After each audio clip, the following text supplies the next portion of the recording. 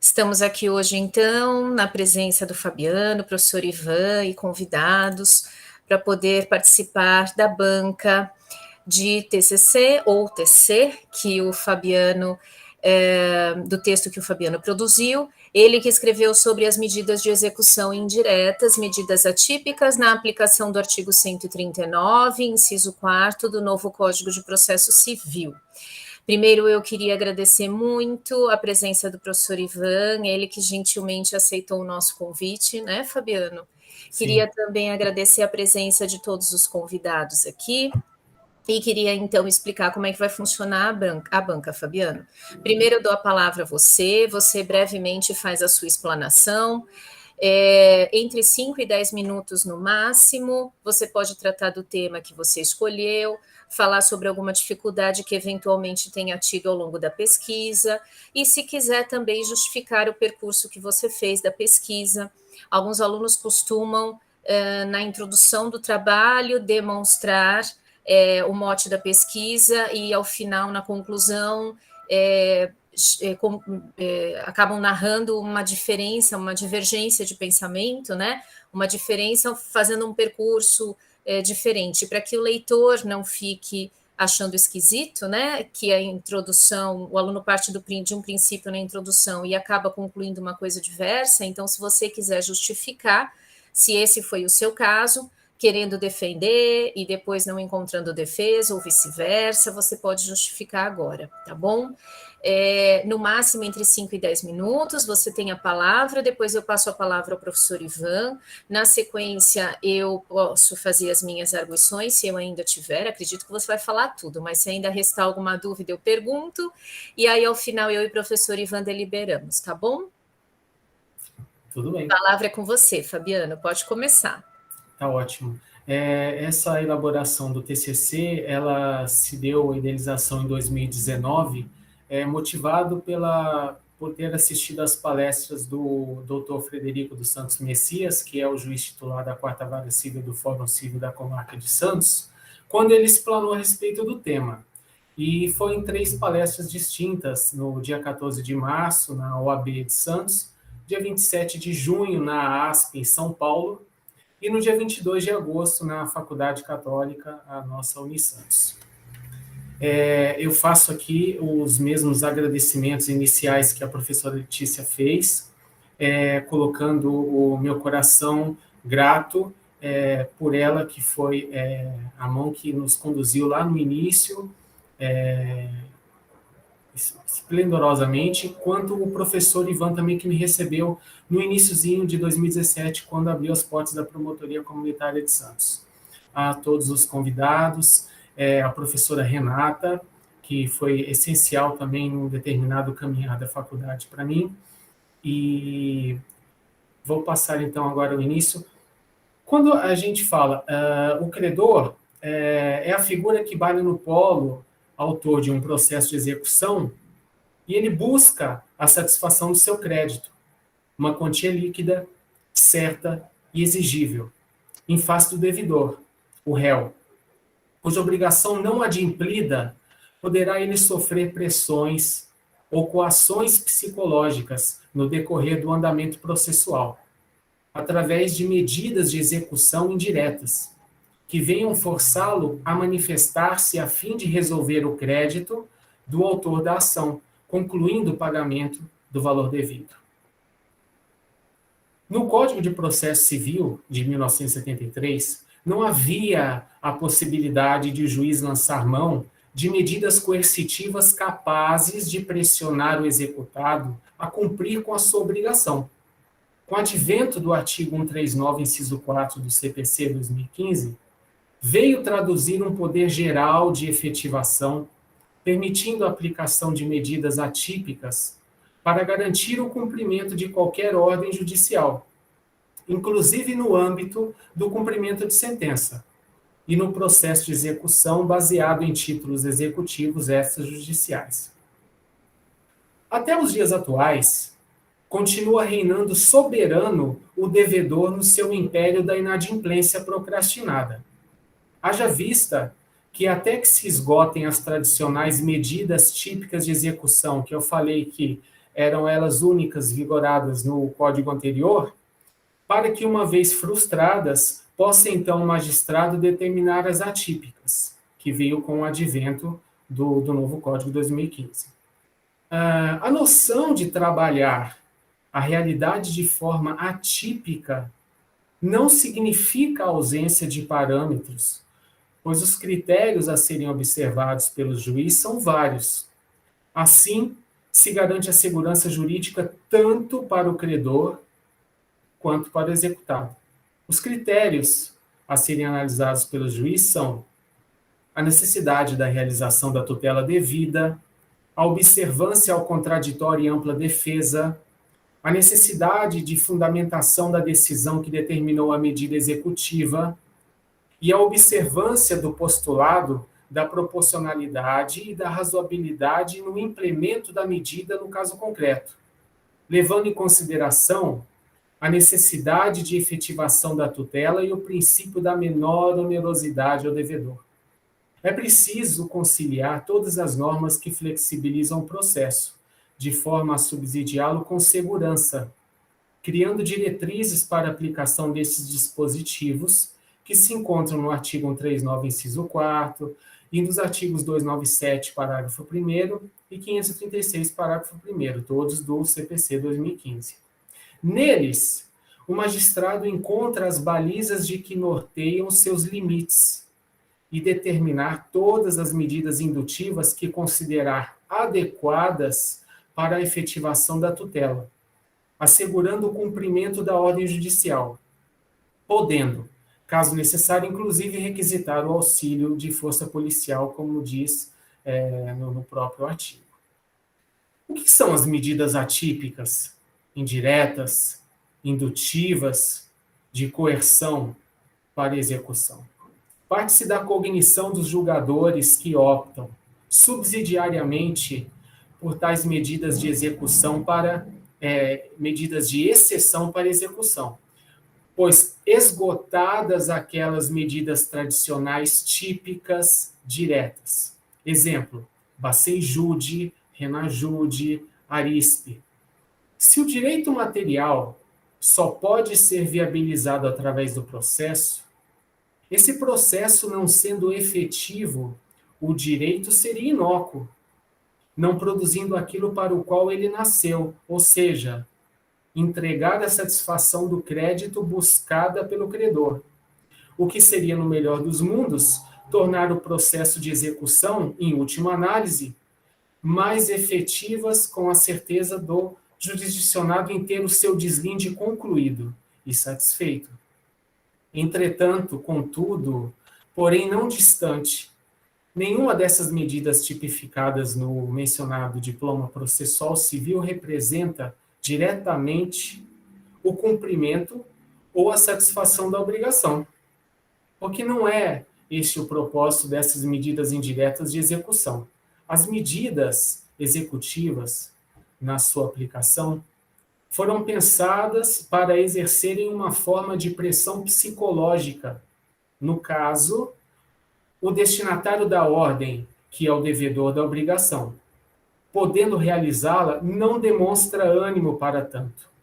Daí, uma nova ideia à satisfação da execução vem elencada nesse artigo 139, inciso 4, que permite estabelecer, impor uma pressão, uma coação psicológica, como eu disse, sobre aquela figura do devedor da obrigação, compelindo-o a manifestar-se, saindo do seu estado inerte, silente. O acesso à jurisdição, que é o direito de ingressar no judiciário com uma demanda e, depois de reconhecida a obrigação por ele, o direito de torná-la efetiva num tempo razoável. Ser mais incisivo na aplicação da lei, sem violá-la. Com licença.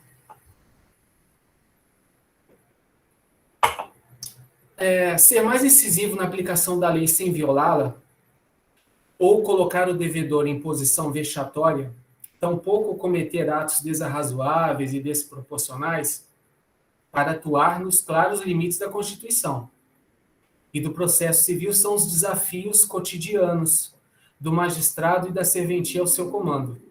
Em apertada síntese, salienta-se que a dignidade da pessoa humana é um dos fundamentos basilares a serem observados, adotados e implementados por parte do Estado juiz e da comunidade, possuindo repercussão em diversas esferas do direito e da vida cotidiana, conforme ensinado desde o início da nossa vida acadêmica, nós graduandos em Direito da Unisantos.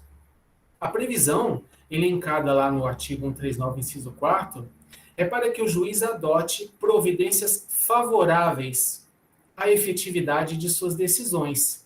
Trata-se de poderes, deveres, incumbências do juiz, para que adote as medidas que forem necessárias à satisfação do credor, a partir de um direito líquido certo e exequível. O princípio constitucional do contraditório da ampla defesa, trazido na inteligência do artigo 10 do CPC, ele estabelece que o juiz não pode decidir em grau algum de jurisdição, com base em fundamento a respeito do qual não se tenha dado às partes se manifestarem, ainda que se trate de matéria sobre a qual deva ele decidir de ofício. Assim, para qualquer manifestação de decisão proferida pelo juiz, no processo, as partes têm de ser ouvidas previamente, efetivando-se esses princípios constitucionais. Analisando o caso concreto, quanto à proporcionalidade, razoabilidade, dentro da lei dos princípios constitucionais, de maneira geral, não há uma resposta certa que justifique fundamentar unilateralmente e razoavelmente o implemento dessas novas medidas subsidiárias, pois o processo civil ele é um processo constitucional, que deve ser orientado a partir de princípios constitucionais. Há muitas formas de se alcançar êxito na execução, que incumbe ao magistrado determinar o processamento das medidas mais amistosas cabíveis, haja vista que o processo judicial não pode ser um instrumento para propagar a pobreza, o desalento e a penúria do devedor. Todavia, nesse aspecto, não há um procedimento padrão, e as condições de efetividade e menor onerosidade deverão ser analisadas com base nas circunstâncias do caso concreto. Na medida em que a execução é um momento no qual o processo se aproxima do patrimônio das pessoas, dos seus bens, onde se agiganta a mão do Estado agindo com mais força, as medidas executivas devem pensar de modo a resguardarem a segurança jurídica, elencada, por exemplo, nos limites constitucionais de atuação do Estado e na proteção da patrimonialidade do devedor, considerando as circunstâncias do caso concreto quanto à razoabilidade e proporcionalidade das medidas determinadas.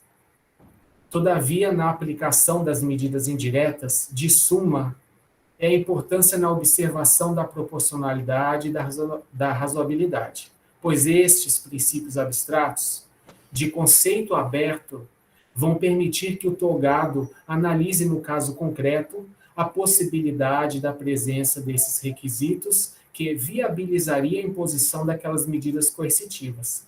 Ainda se falando na proporcionalidade, no artigo 8º do Código de Processo Civil, ao aplicar o ordenamento jurídico, o juiz atenderá aos fins sociais e às exigências do bem comum, resguardando e promovendo a dignidade da pessoa humana e observando a proporcionalidade, a razoabilidade, a legalidade, a publicidade e a eficiência. Por exemplo, fazendo uso do controle a posterior, contestada a medida de suspensão da CNH, em cognição a um determinado caso concreto, considerando a razoabilidade e proporcionalidade, decidiu o julgador pelo levantamento da medida que outrora havia prolatado, e, em substituição, decretou a penhora de um percentual dos rendimentos do devedor, que dependia daquele documento para desenvolver sua profissão. Desta maneira, se tornando eficaz a medida e equilibrando a situação entre as partes, com ajuste, após controle posterior, à imposição inicialmente determinada. O que se verifica agindo assim o magistrado, a medida não foi inócua, tampouco desarrazoável, que viesse criar obstáculos ao cumprimento da determinação à obrigação devida, mas efetiva, a ponto de favorecer a viabilidade da resolução pelo devedor, bem como ao alcance da satisfação do crédito pelo credor. Sobre a razoabilidade, nos traz do artigo 805 do CPC, quando por vários meios o exequente puder promover a execução, o juiz mandará que se faça pelo modo menos gravoso para o executado. E logo no parágrafo único, o executado que alegar ser a medida executiva mais gravosa, incumbe indicar outras medidas eficazes e menos onerosas, sob pena de manutenção dos executivos já determinados. O que a gente observa aqui? É o cuidado do legislador resguardar a dignidade do devedor, bem como o direito do credor, ao flexibilizar a resolução da obrigação, dando opções para que o devedor manifeste sua possibilidade de pagamento segundo o alcance das suas forças econômicas.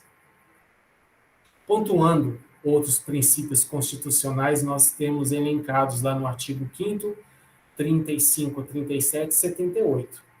No 35, o acesso à jurisdição não é apenas o direito de ingresso no poder judiciário, mas também, além de entrar, na outra face é ter o direito de sair com a obrigação reconhecida. No 37, no Código de Processo Civil, a execução civil é de natureza patrimonial, não existindo, por regra, a prisão civil. Portanto, do patrimônio do devedor advirão meios que satisfaçam a obrigação não adimplida. Tendo um sistema de execução patrimonial, em regra, apenas os bens do devedor respondem pela sua obrigação, não mais existindo a prisão, pacificado pela súmula 25 do STF.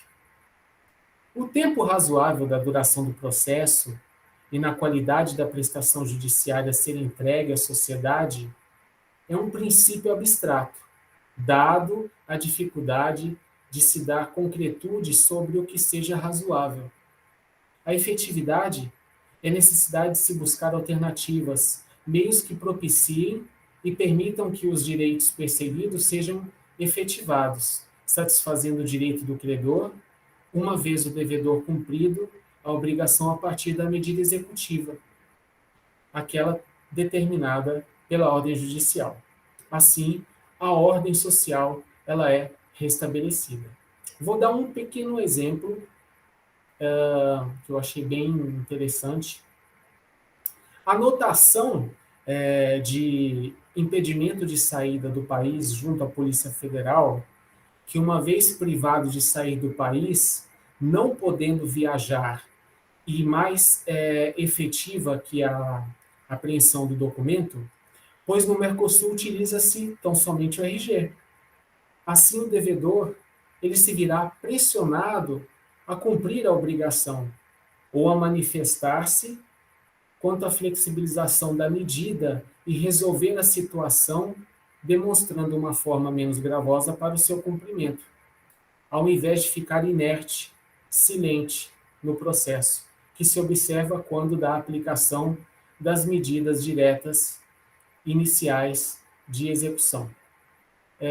Um casal, cujo marido era devedor, eles foram convidados a serem padrinhos de casamento em Paris. Olha que situação interessante essa. Admoestados pelo advogado, que os animou a declinar do convite por causa da anotação feita na Polícia Federal de impedimento de saída do país, por relação ao marido que estava inadimplente de obrigação líquida, certa, exigível, logo, procurado o juiz da demanda pelo advogado, que disse a passagem estar custeada pelos noivos, em réplica, o magistrado perguntou se a viagem, na sua totalidade, era custeada como as passagens. Respondeu o advogado que não. O juiz, por sua vez, estabeleceu que não era admissível tal regalo. Se pendia estacionada sobre ele obrigação insatisfeita anterior, e que tal embaraço causaria o constrangimento de, no ato dos preparos concluídos, ao chegarem lá no posto de embarque, ser o marido constrangido, impedido de sair do país. Era pontualmente razoável e proporcional, em se tratando de uma coerção psicológica suficiente a compeli-lo a cumprir com a obrigação, a fim de conseguir viajar e ser padrinho de casamento em Paris. Nesse caso, não se suspendeu a ordem o juiz, e procurado pelo advogado, a obrigação foi resolvida a fim de liberar o marido para viajar junto com a família. Concluindo, os casos exemplificados aqui indicam claramente que de antemão não se pode declarar a inaplicabilidade de uma medida subsidiária, tampouco julgar desarrazoável ou desproporcional sem a devida análise da situação pelo controle posterior do juiz, que uma vez recebida e demonstrada no caminhar do processo, após decretação da medida atípica, venha à luz do caso concreto fazer o exercício da ponderação dos valores que devem ser feitos diante das tipificações contidas nos dispositivos abstratos da Constituição Federal, que incidem no inciso 4º do artigo 139 do Código de Processo Civil. Não se trata de uma relativização dos meios executivos, não. Verifica-se no próprio dispositivo que versa sobre medidas executivas de providências, de ações que o juiz pode, segundo o que supostamente parece do texto normativo da lei, assim, sem necessidade de que haja previsão específica em outro diploma legal. Ele opte por aplicar, conforme as circunstâncias do caso concreto, e a devida proporcionalidade e razoabilidade com as circunstâncias fáticas. O jeito certo, em opinião subjetiva, de aplicar tais medidas indiretas de execução é fazer passar uma pretensão de aplicação de qualquer das medidas atípicas por duas peneiras, que têm uma ordem correta, não podendo, contudo, porém, invertê-las à ordem. Essa primeira peneira, não no sentido de que haja previsão legal específica, mas no sentido de não haver vedação da medida. Caso haja vedação da medida, nem adiante segue, já estaciona e não prospera. Evidentemente, o juiz não poderá aplicar a medida no processo, justamente porque há vedação. Portanto, o que tiver vedação legal mais específica não passará da primeira peneira. A segunda peneira é a questão da proporcionalidade. Nessa fase, o juiz terá o ônus argumentativo de, por meio da decisão que defere ou indefere a medida, demonstrar a sua adequação de proporcionalidade ou não, naquele caso, naquelas circunstâncias e naquele momento. Portanto, a partir das especificidades do caso em concreto, para que seja efetiva, a medida deve ser revestida, além da legalidade prevista constitucionalmente e em lei extravagante, ser razoável e proporcional sua aplicabilidade, corroborando assim que o devedor seja alcançado a manifestar-se no andamento do processo, cumprindo com a obrigação segundo suas forças, e o credor tenha seu crédito satisfeito. Aqui eu agradeço a todos, já antecipadamente desejando boas festas e um próspero 2022. Professora, professor, demais ilustres convidados, eu peço que me desculpem se eu excedi um pouquinho no tempo. Sem problemas, Fabiano. Obrigada. Obrigada pela sua explanação. Você preparou até uma apresentação bonita, foi muito bom.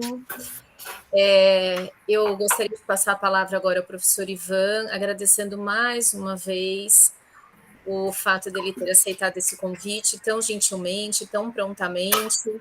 O Fabiano citou o seu nome de imediato, com muito carinho, e o senhor muito gentilmente aceitou o convite para participar da banca, então, É mais uma verdade. vez, eu quero agradecer, né, Fabiano? É A verdade. palavra é sua, professor. Bom, boa tarde a todos. Eu aqui agradeço o convite, professora Letícia.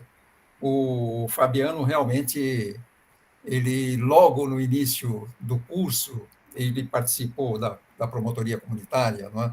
E desde o primeiro ano se mostrou um aluno interessado e certamente, Fabiano, você terá uma vida profissional bastante rica e gostando do direito como você gosta, certamente vai ser feliz, não é? Porque não há nada que pague o ser feliz na vida profissional. Nós passamos muitos anos nos dedicando àquilo onde nós sustentamos a família, não é? Nos sustentamos. Então, nós precisamos realmente procurar aquilo que gostamos. Fazer o que gosta, muitas vezes, é difícil. Agora, passar a vida fazendo o que não gosta, eu acho que é impraticável. Né? Mas você está de parabéns, gostei bastante da apresentação, gostei bastante do seu trabalho, né? O professor, né, porque ele também dá aula, o Frederico dos Santos Messias, aliás, ele começou dando aula a meu convite, quando dávamos aula em cursinhos presencialmente, né? Depois as aulas começaram a ser à distância e eu me recolhi, porque eu falei, eu não vou dar aula olhando para uma câmera idiota que eu não vejo ninguém, né? E aí veio a pandemia e eu fiz exatamente isso no curso de graduação, né? Coisas do tempo. Mas o Frederico foi meu aluno também, em 1900, ele é da turma de 87. E um aluno como você, bastante dedicado, né? Bastante interessado, e ele fazia aquelas perguntas que a gente ficava meditando para responder. E depois, já como juiz, ele foi o último juiz com quem eu trabalhei. Não é? Trabalhei com a doutora Renata Guzmão no GCRIM, e, ao mesmo tempo, eu era o promotor dos registros públicos. E o Frederico é o corregedor dos cartórios de registros. Não é? Então, aprendi bastante com ele. Não é? A gente acaba, depois de certa idade, aprendendo com os mais novos. Não é? Essa batalha dele enquanto juiz para defender os direitos da população LGBT, né? Onde ele foi o primeiro aqui na região que casou os homoafetivos, né? Então ele está nessa linha também. Mas Frederico tem muitas qualidades. Dentre elas, ser o aplicador também dessas medidas que você nos trouxe. Né? E você já falou tudo, eu não tenho que fazer perguntas sobre a parte do direito. Só me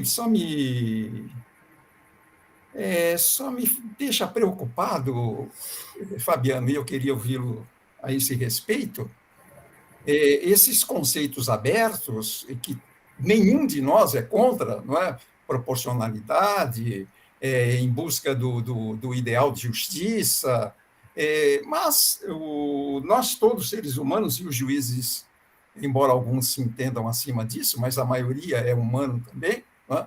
Tem lá a sua cultura, o seu pensamento, e muitas vezes a gente vê na aplicação da lei uma espécie de loteria, normalmente nas comarcas grandes, como Santos, por exemplo, onde temos várias varas cíveis, no caso do seu trabalho, não é? São Paulo, o mundo. Como você pensa que deve agir o comarcano em pensando estar sendo vítima de uma injustiça, porque o juiz da vara A entende de uma forma e não faz a aplicação mais rigorosa, não é? do artigo e o juiz da vara B decide de outra maneira, como fazer para que tenhamos um posicionamento uniforme, da maneira que você tão bem expôs para a gente? Há alguma medida, há alguma maneira, ou vamos esperar a decisão e fazer esses pesos e contrapesos que sempre temos, né? Que é o recurso, o mandado de segurança, o habeas corpus para soltar a carta de motorista, essas coisas assim, né? Como você vê isso? Pois não. É uma polaridade vivida nesses meus 5 anos de estágio com o mesmo juiz da terceira vara, Dr. Gustavo, em que, durante esses 5 anos, eu só espiei a atuação do colega dele, Dr. Frederico, em que me criou esse questionamento, porque o meu juiz, ele é muito garantista. E o Dr. Frederico, ele sai aplicando com uma facilidade, como se estivesse bebendo um copo de água, as medidas indiretas de execução. Então, foi um questionamento que eu me fiz nesses 5 anos, que veio aflorar em 2019, de fazer o tema do meu TCC. O que eu consigo enxergar nisso, com essa sua pergunta bem específica, bem direta? É o seguinte: primeiro, o caso concreto, ele vai te dar as balizas estruturais do caminho que você deve percorrer. Igual nós temos aqui na entrada da Barra de Santos, da Barra do Porto, nós temos aquelas coisinhas que ficam piscando vermelho e verde. Aquilo são balizas sinalizadoras para o navio saber o lado que ele tem que percorrer. Para se no caso vir outro em sentido contrário, ele vai seguir a cor determinada para ele. E assim os dois não se chocarão. Cada um tem o seu caminho específico. Então, o caso concreto é esse tipo de baliza, porque a partir da análise do caso concreto é que vamos conseguir levantar esses quesitos importantes da razoabilidade, da proporcionalidade, da legalidade, da aplicação menos onerosa para o executado, mas também enxergando a efetividade da tutela jurisdicional e do andamento e da conclusão do processo, porque, afinal de contas, o credor ele quer ver satisfeito o seu crédito perquirido. E esse choque de comarcas, como o senhor propôs na pergunta, existe justamente por essa análise não ser feita por uma cabeça pensante, mas por várias cabeças. E quando você é uma cabeça pensante, você não pensa sozinho, você pensa com as vivências que você traz durante a sua vida, você pensa com os conhecimentos acadêmicos que você adquiriu, aqueles que você adquire diariamente. É um jogo interdisciplinar de conhecimentos que vão influenciar no seu entendimento para a análise desse caso concreto. E isso é feito por várias cabeças. Então você não sabe naquele momento como que o magistrado chegou, como que ele estava lá no seu gabinete, no seu local de análise, de leitura. Você não sabe aquilo que ele traz arraigado nele, do que ele passou no dia, de como ele entendeu o caso, de como o advogado trouxe o texto escrito, se o advogado conseguiu se fazer entender, trazendo o caso, para que na análise desse magistrado ele pudesse refletir algo justo no entendimento do advogado, né? Então, isso é muito assim, díspare. É a polaridade, são várias cabeças. Então, eu não vejo num curto lapso, uma normalização da aplicação dessas medidas. Não, jamais poderia ser, porque não é uma coisa robótica. Então, tem todos esses N fatores, a partir da análise do caso concreto. Então, eu, muitas vezes, ali sentado, subscrevendo as sentenças, as decisões ao meu juiz, orientado por toda a equipe que estava ali regulamentando o meu estágio, eu entendia que ali era justo aquela posição garantista dele, e não aceitar o pedido das medidas de exceção de execução feita pelos advogados nas petições. Em contraponto, eu dava uma fugida e ia ler também as decisões lá do colega dele, doutor Frederico, mas lia bastante. E aí eu ficava pensando, poxa, mas como assim e tal e tudo? E aí, passado esses 5 anos, eu consigo entender dessa maneira que eu coloquei para o senhor.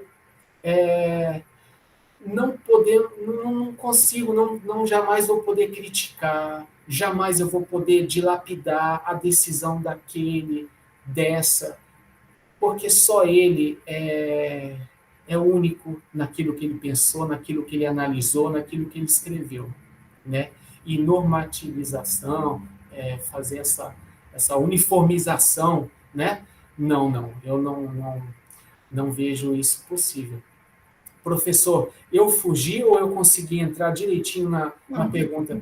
Não, tá bom, só para terminar, porque senão vamos nos estender muito. Mas você entende, então, pelo que eu pude aprender de tudo que você nos disse, o sistema jurídico positivo, principalmente no processo civil, ele é capaz de dar resposta a eventuais injustiças produzidas por um ou outro juiz. Ainda é melhor termos esta subjetividade nas decisões, porque o sistema, pelo que você aponta, ele é capaz de levar à justiça, mesmo que não na primeira instância, mas indo em busca do resultado mais adequado ao que pensa o ordenamento na segunda instância? É muito relativo dizer que vai de encontro à efetivação, à realização da justiça. Haja vista que as cláusulas já são abertas, né? Elas não são enfáticas. Então, dizer que vai conseguir atingir a justiça eu não consigo colocar uma opinião tão geral como a cláusula o é. Porque como atingir a justiça? Sempre um vai se sentir injustiçado no processo, enquanto o outro está se alegrando. Por isso nós temos essas instâncias, né? Que através do recurso, a parte que se sentiu insatisfeita, injustiçada, vai recorrer da decisão prolatada, né?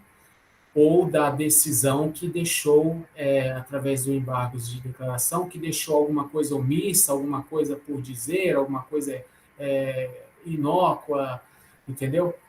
Mas atingir a justiça, o nosso ordenamento jurídico, ele dá sim, ele dá todas as possibilidades por essas instâncias, pelos recursos, de se buscar aquilo daquele que está na autoria da ação, alcançar a justiça. É lógico que nós temos sempre que estar se adaptando às adversidades e às mudanças do dia a dia, da sociedade, das pessoas, do conviver, mas até aqui tem sido satisfeito, inclusive com a inserção através do Código 2015 dessas medidas atípicas, que até então, em 1973, eram somente aquelas simples, que não havia essa margem abstrata, né, assim, de intervenção do juiz. Mas são satisfeitas, sim, mas sempre vai ter um lado contente e um lado descontente. Eu estou satisfeito, professora Letícia. Mais uma vez, muito obrigado pelo convite.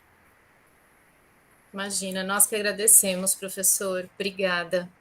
Fabiano, eu queria só fazer algumas ponderações e depois uma pergunta, a bem dizer da verdade, para entender a sua posição, porque também você já explanou tudo, né, com tanta clareza. Não vou fazer nenhuma pergunta pontual sobre o conteúdo, mas queria discutir com você uma questão específica para entender o seu posicionamento. Antes disso, eu só queria dizer uma coisa. Eu queria registrar aqui publicamente um fato que o Fabiano, claro, vai se lembrar. Eu fui professora do Fabiano no primeiro ano do curso de Direito, no conteúdo de Direito Civil, na turma da noite, e eu nunca vou me esquecer uma passagem, que o Fabiano sabe qual é. Um dia, na última aula, depois das 10h40 da noite, eu fiquei com o Fabiano numa daquelas salas do terceiro andar do prédio da arquitetura, tentando explicar para ele o que era artigo, inciso, alínea, parágrafo, porque ele não tinha conseguido entender até aquele momento o que era isso e, consequentemente, não conseguia ler a legislação. E eu lembro do desespero dele: professora, isso nunca vai entrar na minha cabeça, está muito difícil de eu entender. E ele estava com o Código Civil aberto, se eu não estiver enganada, era um vademecum. Ele sempre foi desse jeito, acho que no primeiro ano ele já comprou um vademecum. Então ele estava lá com o vademecum aberto e tentava fazer a leitura dos artigos da lei e não conseguia. E eu tentando explicar para ele o significado da estruturação da lei, como é que ele deveria fazer a leitura, o que significava o caput e assim por diante. E eu queria dizer, Fabiano, que de lá para cá transcorreram pouquíssimos anos para você chegar aonde você chegou de uma forma tão brilhante. Já disse isso para você em outras oportunidades e repito aqui, na presença de todos. A sua evolução foi uma evolução espantosa, positiva, claro. Você se superou de uma forma muito significativa. Aquele seu medo inicial, aquele seu receio, deu margem a um estudante brilhante, você tem uma redação muito boa, você articula bem as palavras, você é muito claro também na sua exposição oral, e eu vou ousar dizer isso, eu fico muito orgulhosa de poder ter participado da sua caminhada, lembrando desse início, quando você, alguns anos atrás, estava completamente cru, você não sabia o que era um artigo, e hoje você consegue discorrer sobre um assunto complexo, dentro do direito formal, do processo civil, de uma forma muito clara. Então, eu fico muito feliz. Eu acho que essa é a maior recompensa, acredito que o professor Ivan vai concordar comigo, é a maior recompensa para um professor. É poder, dentro de poucos anos, perceber a efetiva transformação da pessoa. Você era alguém com medo, ingressando no curso de Direito, com receio, com medo de não conseguir concluir o curso. Eu lembro de você falar isso. Nossa, professora, vai ser muito difícil. E hoje perceber o profissional que você se tornou, né? Você está aí a um pinguinho de já ser efetivamente um brilhante profissional. Eu não sei a área que você quer seguir, eu não sei se você quer seguir a carreira da advocacia, se você quer prestar concurso público, mas como o professor Ivan falou, não importa a sua escolha, você vai seguir muito bem e vai ser muito feliz. E eu fico, assim, muito grata à vida, professor Ivan, por eu poder fazer aquilo que eu amo, que é exatamente isso, dar aula. Porque a maior recompensa é essa, é poder enxergar um aluno lá no primeiro ano e depois poder participar de uma banca aqui com um aluno quintanista e perceber o abismo que existe entre aquela pessoa que iniciou o curso e hoje o profissional que você se tornou. Então, isso é muito gratificante. Eu fico muito feliz, Fabiana, em ver a sua evolução positiva, que foi, assim, escancarada, né? Alguns alunos a gente percebe uma evolução, mas mais tímida. No seu caso, ela foi assim, a olhos vistos, né? A evolução se deu a olhos vistos. Então, parabéns. Eu queria fazer uma colocação, então, para ver a sua Eu opinião. posso falar um pouquinho? Claro, diga. Você se lembra desse dia? Eu jamais poderia me esquecer disso. Jamais, jamais, porque ficou marcado, né? E como você sempre me diz, pulando miudinho. Quando eu fui logo no mês de março, no início das aulas em 2017, no finalzinho de uma dessas nossas aulas no MA, nessas classes lá do terceiro andar do prédio de arquitetura, eu chamei você e falei: olha, professora, eu estou começando lá na promotoria comunitária de Santos. É um convite que o professor Carmelo fez e tal, não sei o que, estou indo para lá. E lá conheci que abriu as portas do professor Ivan, né? E sempre que terminava a relatoria dos processinhos, como eles falam, né? Eu segurava o professor Ivan perguntando coisas assim para ele e tal, não sei o quê. E eu via que ele se esquecia do resto e se dedicava a ouvir e a responder e a trazer elementos e exemplos para que ficasse vivo aquilo que ele estivesse me falando, né? Então eu não poderia jamais ter esquecido dele. E depois, recentemente, ele foi com quem eu troquei ideias a respeito das peças de direito penal. Então, foi de grande valor, de grande peso, né? E você, professora Letícia, nós, alunos, por impossibilidade de termos um canal mais efetivo de voz, porque não pode ser dado voz a todos, porque senão vira uma balbúrdia, vira uma torre de Babel, mas tem que se dar voz àqueles que têm um mínimo senso de absorver a necessidade dos que estão ao redor e passar para aqueles que têm o poder da caneta, o poder econômico, o poder da graduação, para mudar as coisas em benefício de todos. Então, essa sensibilidade a respeito de uma falta que os alunos sentiram é de não ter tido a sua mão conduzindo o nosso aprendizado nos anos seguintes, porque era uma pessoa que nos pegou engatinhando e ali unicamente você sabia o seu conteúdo, aquilo que você se dedicou, aquilo que você conseguiu vencer, aquilo que por acaso faltou por ser complementado, inclusive no nosso primeiro ano, se dispôs nas suas férias a chamar aqueles que tivessem interessados a virem no anfiteatro lá da Unisantos ouvir a respeito de prescrição e decadência. A senhora se lembra disso? Eu estava lá. Eu Sim, estava prescrição lá. e decadência, Pois lembro. é. Eu dei uma aula lá no auditório sobre isso, lembro. Então, se dispôs fora do currículo, fora da grade, aqueles que estivessem interessados, porque a senhora queria deitar a sua cabecinha no travesseiro, sabendo que concluiu o material aos seus alunos. Então, se dedicou até o excesso das suas forças. Então, a gente sentiu essa falta de não ter essa continuidade. Lógico que vieram brilhantes docentes depois, tão quanto a senhora foi para nós, mas pelo menos se tivéssemos tido um ano a mais contigo, ou 2 anos, um ano para ser mais justo, né? Porque senão a gente não pode tirar o valor dos demais docentes, né? São maravilhosos, mas pelo menos mais um ano. E eu quero elogiar porque de todos que nós pudemos ter contatos, esses docentes, eu consigo pontuar a senhora uma pessoa que, para dar a sua aula semanal, a sua aula diária, se prepara com, no mínimo, 3 doutrinas diferentes.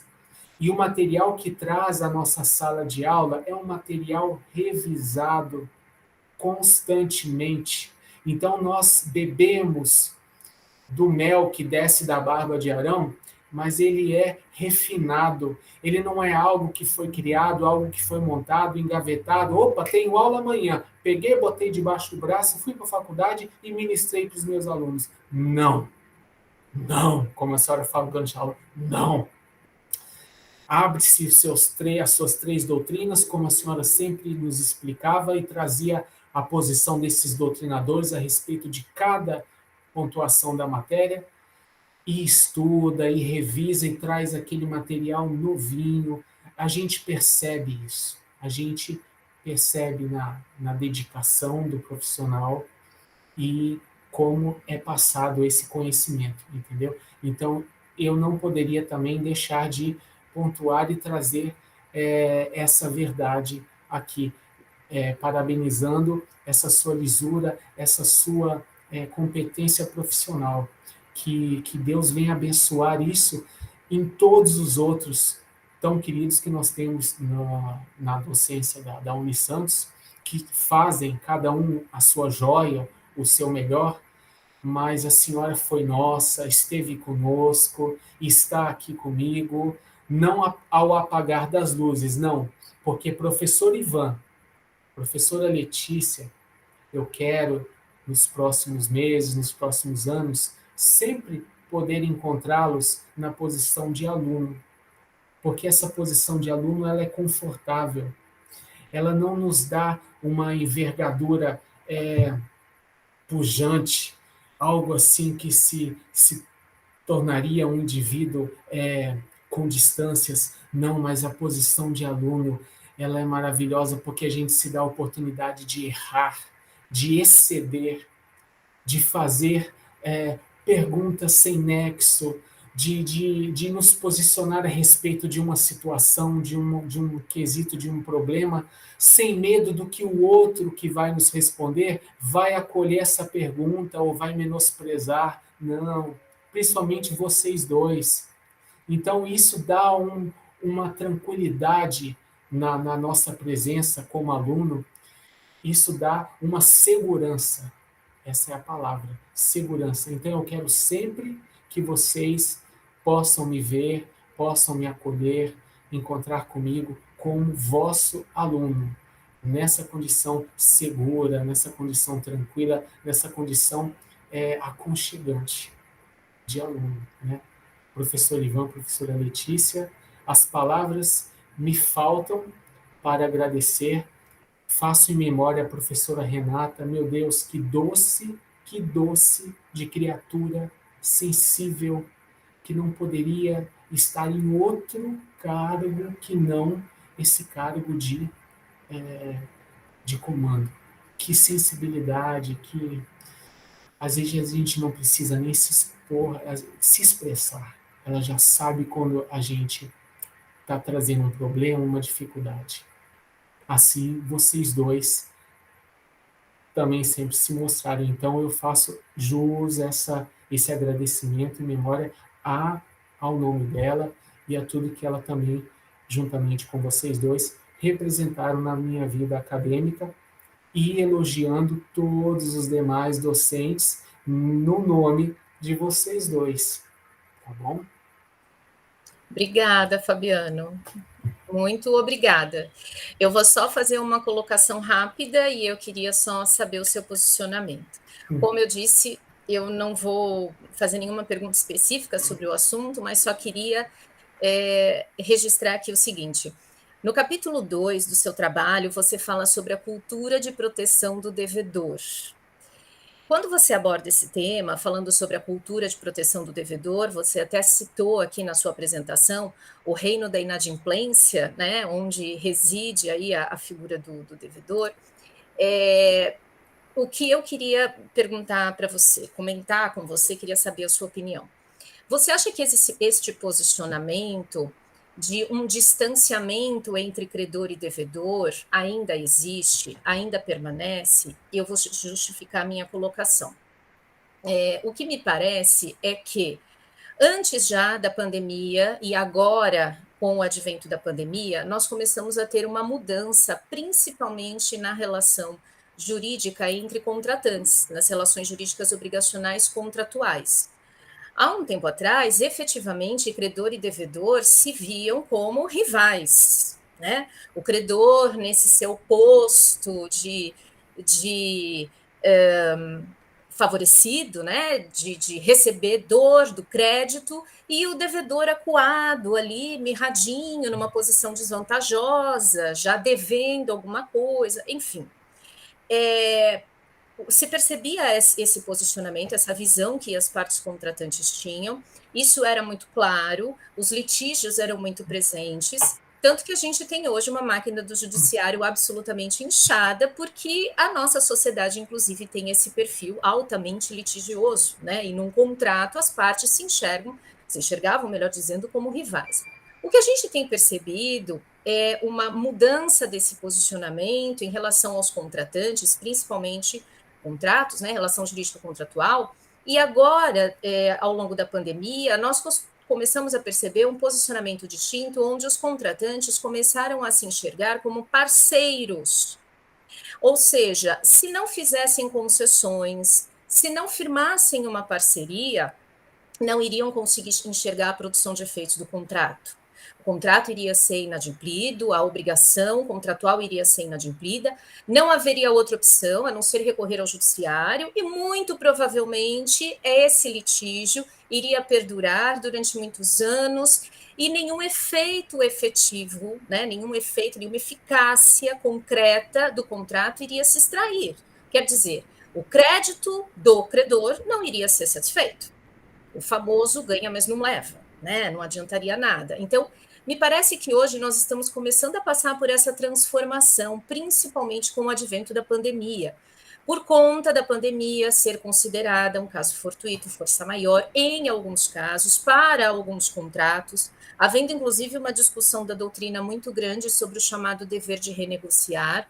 Existe um autor que já falava sobre isso antes da pandemia, Anderson Schreiber, não sei se é assim que se pronuncia o sobrenome dele, mas ele escreveu a tese dele de doutorado baseado nessa questão. Ele entende que existe um dever de renegociar, não é um dever legal, mas um dever baseado na boa-fé objetiva, onde ele entende que as partes deveriam renegociar o contrato antes de se enxergar um inadimplemento, antes da resolução contratual, para que efetivamente algum efeito fosse produzido a partir dali. Com o advento da pandemia, essa tese, ela acabou sendo muito mais publicizada, né? Acredito que esse autor tenha vendido muito mais livros, ele participou de muitas lives desde meados do ano passado até agora, insistindo nessa teoria. Em meados do ano passado, inclusive, se cogitou a utilizar esse dever de renegociar como um pressuposto processual, ou seja, se as partes quisessem discutir o contrato em juízo, haveria a necessidade de se fazer a prova de que a renegociação extrajudicial já havia sido tentada e, por ter sido infrutífera, as partes não viam outra possibilidade a não ser discutir em juízo, e assim por diante. Isso não vingou. Mas o que eu queria perguntar para você é isso: você não acha que nós temos uma tendência a enxergar estas relações jurídicas, obrigacionais, contratuais de uma forma diferente? Será que credor e devedor não estão começando a se enxergar de uma forma distinta? E, consequentemente, você não acha que isso vai refletir nas questões processuais daqui para frente? Com relação ao estudo que você fez, o que você acha? Nós vamos ainda precisar de medidas protetivas para o devedor ou para o credor, ou nós não vamos enxergar mais, claro, não em todos os casos, mas não vamos enxergar mais essa hipossuficiência do devedor, ou, claro, volto a dizer que em relação a alguns casos, claro que isso vai permanecer nas relações jurídicas baseadas em legislação especial, do direito consumerista, vínculo trabalhista, é claro que a gente vai enxergar o hipossuficiente. Mas em outros tipos de contrato, por exemplo, numa locação, a gente vai enxergar o locador ou o locatário numa posição desvantajosa, o credor e o devedor? Isso vai continuar acontecendo? A gente vai precisar de medidas protetivas processuais para um ou para outro? Ou você não acha que isso vai se modificar? O que você imagina? Pois bem, o que eu entendo é o seguinte: medidas protetivas elas jamais vão deixar de existir. Porque num vetor onde você tem um polo que é mais forte do que o outro, seja economicamente, seja por outro tipo de recurso, esse polo que está em desvantagem, ele precisa continuar sendo protegido. Então, essa proteção, ela vai continuar. Isso é claro. Essa mudança que nós vimos nos contratos e nas relações entre as pessoas dentro desses 2 anos de epidemia, essas mudanças elas vieram a benefício da própria resolução das problemáticas. Não digo da efetividade da demanda, porque eu ainda não entrei na seara, eu estou falando o problema. Muitos não chegaram a entrar na seara judicial e se resolveram por esse contato, como a senhora especificou aí, desse entendimento entre as partes, um entendimento extrajudicial. E esse entendimento é algo lógico. Se eu tenho escritórios ali no Corporate do Praia Mar, sou sócio do Mendes e tenho alguns escritórios, e alguns advogados que são meus locatários estão com problema após, por acaso, um incentivo de 12 meses que eu dei nos contratos para que não pagassem os aluguéis após exaurido esse tempo, eles continuam, vão ter alguma dificuldade.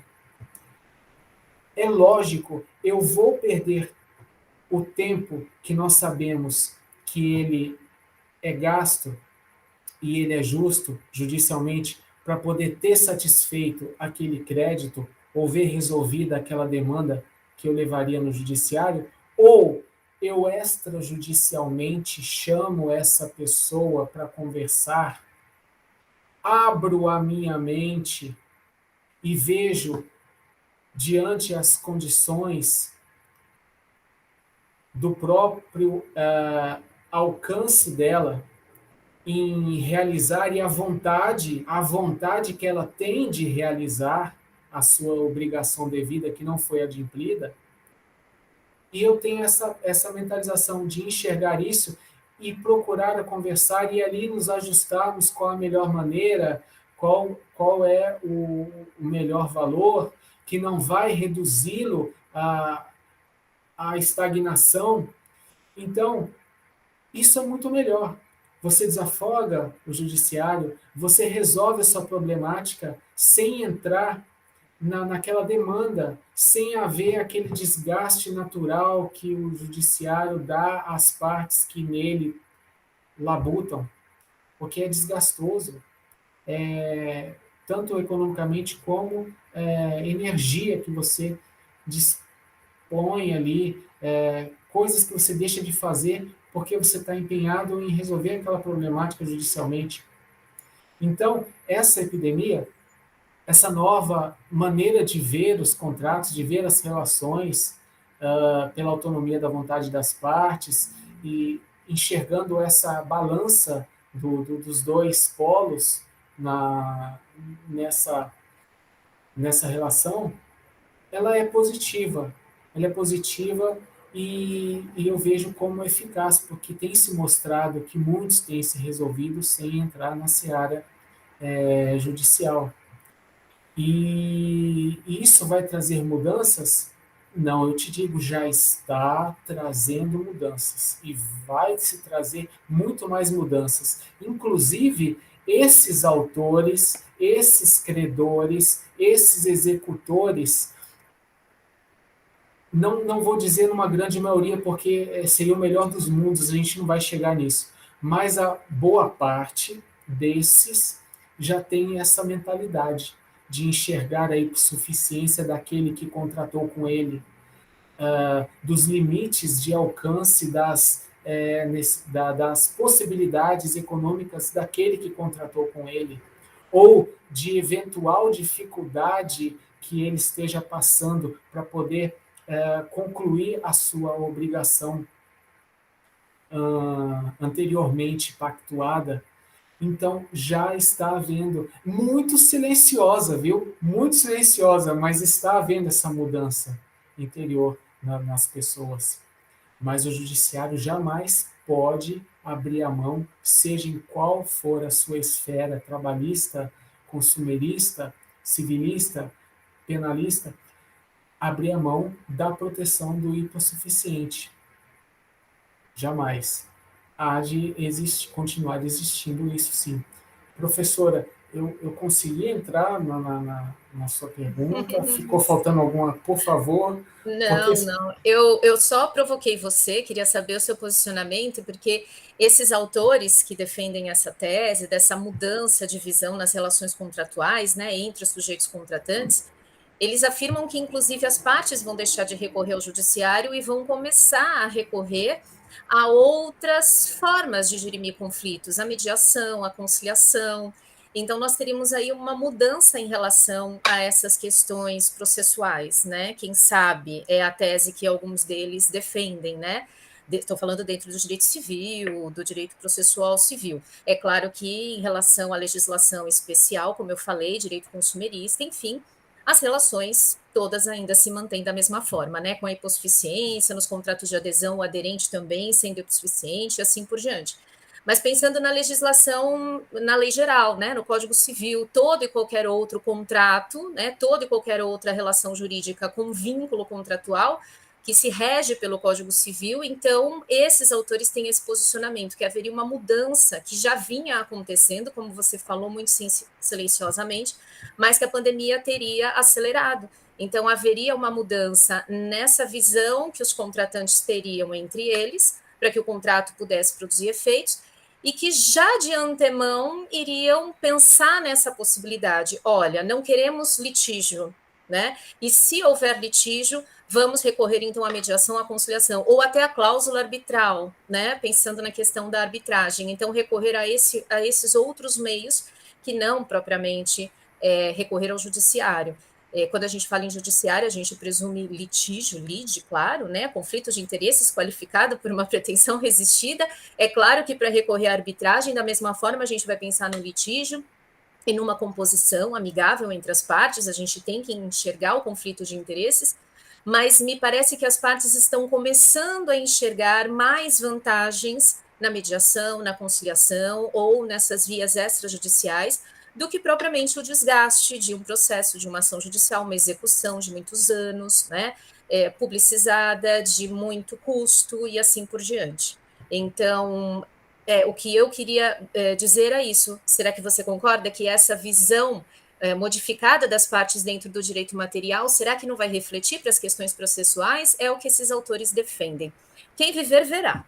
Vamos aguardar para saber se é isso que vai acontecer, não é? E aí nós, professores de direito civil, vamos ter que mudar as nossas aulas, os professores de processo civil também, porque muito provavelmente a aplicação da lei vai ser um pouquinho diferente, a própria legislação vai mudar, né? Vamos ver. Mas era isso, Fabiano, só para te provocar, para perguntar sobre isso para você, para ver o teu posicionamento, enfim. É para você abrir a cabeça a partir de agora, né, para verificar aí como as coisas mudam, para você lembrar das aulas do primeiro ano, Teoria Tridimensional do Direito, do Miguel Reale, fato, valor e norma. Os fatos estão aí, os valores pode ser que se modifiquem, consequentemente a norma vai se modificar, então tem que ficar atento, né? De repente as medidas protetivas, as questões relacionadas à execução no CPC vão ser modificadas, vamos ver, né, o que vai acontecer aí no pós-pandemia, principalmente em relação aos contratos, né, relações jurídicas obrigacionais. Mas eu estou satisfeita, Fabiano, obrigada. O que a gente vê aí, professora, é que o pacta sunt servanda não é um fim em si mesmo, não é verdade? Essa epidemia nos verificou isso, né? E ao invés de aplicar o pacta sunt servanda, aplicar a cláusula rebus sic stantibus, né? A mudança dos fatos que faz com que a produção de efeitos do contrato seja diversa, né? Aí o dever de renegociar, né? Que não é um dever legal, mas está baseado na boa-fé objetiva. Da mesma forma, é a saída que esses autores encontram para fundamentar, né? Esse, entre aspas, dever de renegociar. Não seria um direito, mas um dever das partes. Elas renegociando provariam a boa-fé objetiva, que deve permear toda a contratação. Perfeito, Fabiano. Posso uma pinceladinha? Sim. Não esquecendo também aquela primeira vitória que nós vivenciamos e trabalhamos junto, quando eu fui a defesa na conciliação e mediação, e como aluno eu participei da mesa como representante da pessoa naquela audiência, e foi levado o meu nome em ata. A senhora lembra dessa passagem? Que coisa extraordinária vivida, que eu acho que foi o único sentimento que muito assim singular, né? Um aluno de segundo ano está passando por essa experiência, foi fenomenal, não foi? E você levou a ata com o seu nome lá na sala da coordenação das atividades complementares para mostrar para mim um dia no intervalo. Professora, olha o meu nome aqui, eu participei. Eu lembro disso, lembro de tudo. E eu, Parabéns, dentro Fabiano. da petição inicial, eu assinei a petição inicial como aluno e levei ao juízo do JEC, o terceiro JEC, e foi deferida a petição inicial com a minha assinatura como aluno, representando a parte, com a autorização da parte, dizendo que eu faria o texto e expressaria a vontade dela. Lembra disso? Eu lembro que você perguntou, será que dá? Eu falei, coloca lá uma anuência no final, abre um parágrafo, e no fim deu tudo Isso. certo. Que bom, Fabiano, eu fico muito feliz, parabéns, eu também estou satisfeita. Professor Ivan, o senhor quer deliberar pelo WhatsApp? Assim a gente não precisa encerrar a gravação? Perfeito, vamos sim. Pode ser? Eu vou Pode ser. filtrar só a câmera e o áudio, aí eu me comunico com o professor Ivan pelo WhatsApp e a gente já retorna, tá, Fabiano? Tá bom. Tá bom?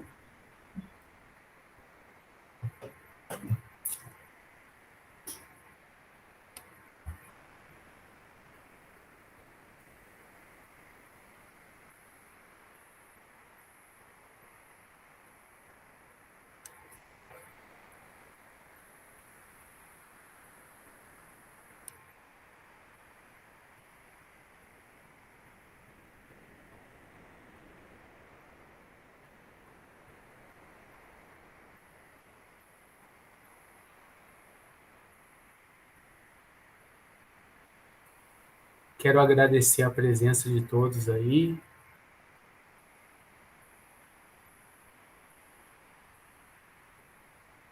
Hugo Ferreira, outras pessoas que não estiver vendo aqui na tela.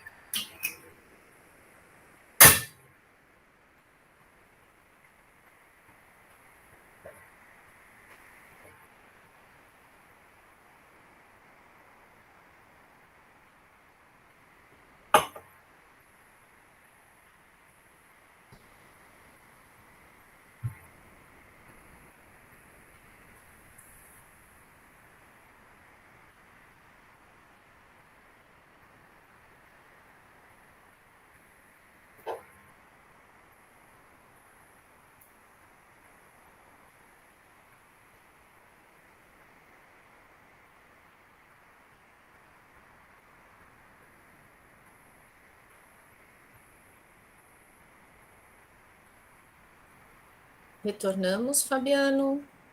Deixa eu aguardar o professor Ivan. Ô, professora, Pois depois não. a senhora consegue disponibilizar essa gravação, que a gente consiga guardar ou colocar no YouTube, tornar público? Na verdade, Fabiano, essa pergunta já foi feita por uma aluna. Eu fiz uma banca ontem, essa aluna fez a mesma pergunta. Eu encaminhei essa questão para o setor de monografia e eu estou aguardando a resposta. Não sei se o link pode ser divulgado. Eu estou esperando e assim que eu tiver um retorno, eu aviso para você também. Porque quando a senhora colocou para gravar, isso fica o quê? Na sua Winchester? Isso fica, eu copio o link, passo para um arquivo em Word, transformo em PDF e isso fica anexado no sistema, junto com todas as outras informações sobre a banca. A ata de apresentação, com a nota atribuída ao aluno, a aprovação e assim por diante. Fica tudo lá. Eu gostaria de fazer esse pedido, então, para que eu pudesse ter isso guardado para amanhã mostrar para os meus filhos ou os meus colegas. Acho tão bacana. Sim. E é uma memória, porque hoje a gente não usa mais fotografias, né? Então, duas pessoas queridas que eu quero estar sempre lembrando desse momento na conclusão do meu curso, tá bom? Que bom, fico feliz. Eu vou verificar a possibilidade e retorno para você, tá bom? Obrigado. Então, eu e o professor conversamos, eu e o professor Ivan deliberamos, que você... comentamos já o que havíamos falado, né? Você é um excelente aluno, se saiu muito bem, seu texto está bem escrito, respondeu às questões de forma satisfatória, então deliberamos pela sua aprovação com a nota 10. Parabéns, Fabiano. Obrigado, professora. Obrigado, professor. Ô, Fabiano, é só um lembrete, já que você vai guardar tudo, guarde o trabalho e quando você se aposentar, como eu me aposentei do Ministério Público, reveja se tudo que ali está, você ainda tiver a paixão pelo direito que está demonstrando hoje, a sua vida profissional realmente foi muito feliz. Não deixe nunca de acreditar no direito. Sem ele, com ele é difícil, sem ele é impossível a convivência. Mas parabéns, ótima apresentação. Sabe as palavras, professor Ivan, faço minhas as suas palavras como sempre. Professor Ivan, brilhante, como sempre, né? Muito obrigada, professor Ivan, mais uma vez, por ter participado da banca. Agradeço aqui a todos os presentes, agradeço também ao Fabiano. Eu vou encerrar aqui a gravação, só para registrar a interrupção.